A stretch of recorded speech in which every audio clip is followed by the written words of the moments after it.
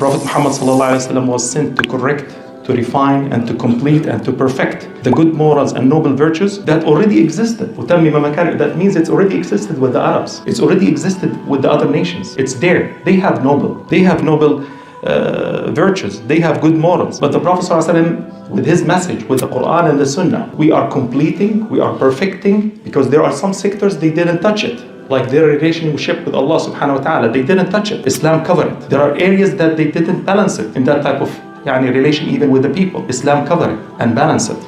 His mission sallallahu alaihi wasallam was to address what is lacking, particularly in the moral relationship with Allah subhanahu wa ta'ala and with the people. And also he established balanced and elevated standards of good morals, of akhlaq, that the humanity had never experienced before. If we practice whatever in the Quran from the akhlaq, you will reach to levels that the people they never experienced before. This is what your brothers and sisters did in Gaza. They showed them on only one aspect, which is the patience. And they were surprised, how come they have that type of patience and not having a mental health and other issues? They see a different level, even with their relation with Allah subhanahu wa ta'ala. And that pushed them to read the Quran, and a lot of them to embrace Islam.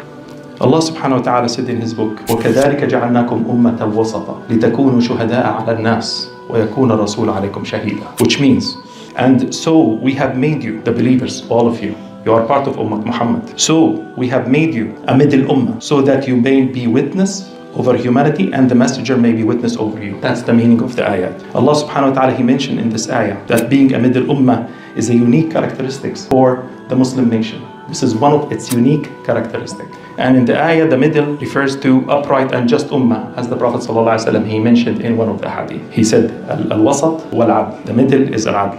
But the point that they define also, the scholars, the word middle, they define the middle, they consider the middle is the moral criterion, يعني معيار خلقي. معيار خلقي. What I mean by that? They consider it as a moral criterion, معيار خلقي, by which the virtues اللي هي الفضائل are distinguished from the vices. تميز عن الرذائل. What I mean by that? They consider the virtue, the way that they define the virtue, it's the middle ground between two vices. يعني الفضيلة هي وسط بين رذيلتين. This is how they define the virtue. Let me give you examples. For example, the generosity, al-karam. It's considered a virtue because it represents the middle ground between the vices of the miserliness, al-bukhl, and the extravagance, al-israf. The courage is also considered a virtue because it's the middle ground between the vices of cowardness, al-jubn, and the recklessness, al-tahawwur. Justice is also considered a virtue because it's the middle ground between the injustice of dhulm and favoritism, al-muhabah.